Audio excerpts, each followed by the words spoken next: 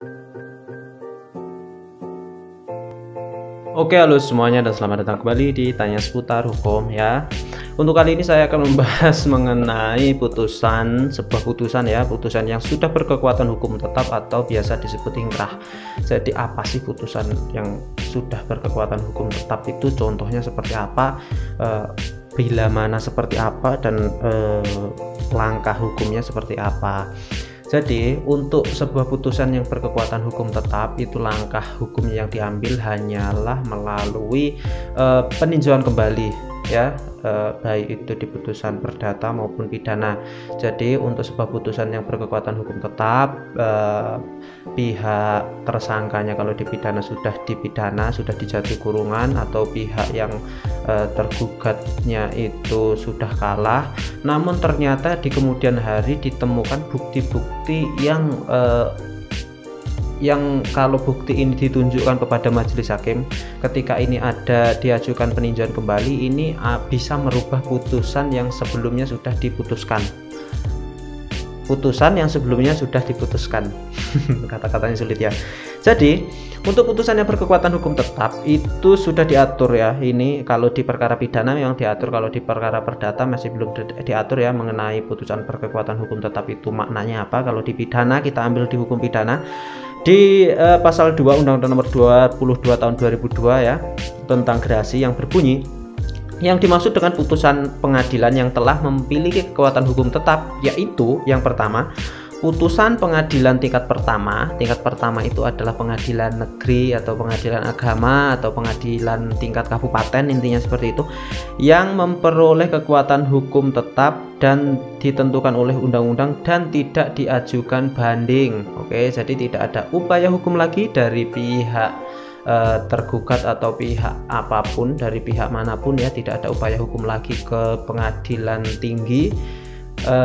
Itu disebut putusan yang berkekuatan hukum tetap ya, tidak diajukan banding atau kasasi dalam waktu yang ditentukan oleh undang-undang ya.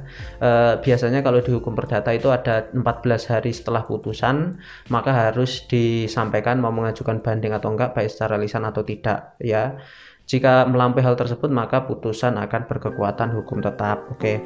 Yang kedua, putusan pengadilan tingkat banding atau pengadilan tinggi yang berada di provinsi biasanya yang tidak diajukan kasasi dalam waktu yang sudah ditentukan oleh undang-undang. Oke, jadi putusan pengadilan tinggi yang tidak diajukan kasasi ke Mahkamah Agung maka itu akan berkekuatan hukum tetap. Dan yang terakhir yaitu putusan kasasi. Putusan Mahkamah Agung itu adalah putusan yang berkekuatan hukum tetap dan sudah tidak bisa diganggu gugat. Karena kalau pada kenyataannya mulai dari tingkat pertama sampai kasasi itu sebenarnya sudah banyak sekali menyita waktu, bahkan bisa sampai bertahun-tahunan, apalagi sengketa-sengketa tanah, perkara-perkara tanah itu bisa sampai lama sekali ya. Jadi ketika tidak ada ujungnya nanti ya wallahu alam nanti selesainya kapan. Jadi jangan berperkara, kalau bisa diselesaikan secara mediasi, selesaikan secara mediasi. Dan itu tadi makna mengenai putusan yang berkekuatan hukum tetap di dalam undang-undang dan dasar hukumnya. Oke. Untuk semuanya ini tadi, jadi bisa diajukan peninjauan kembali ketika memang ada bukti yang bisa merubah putusan yang pengadilan sebelumnya. Bukti-buktinya bukti-bukti yang harus jelas juga ya, tidak sembarangan bukti. Misalnya apabila terdapat keadaan baru yang menimbulkan dugaan kuat bahwa jika keadaan itu sudah diketahui pada waktu sidang yang masih berlangsung. Jadi ketika ada bukti yang jika bukti itu diketahui pada saat sidang maka bisa merubah sebuah putusan tersebut, itu bisa diajukan peninjauan kembali seperti itu.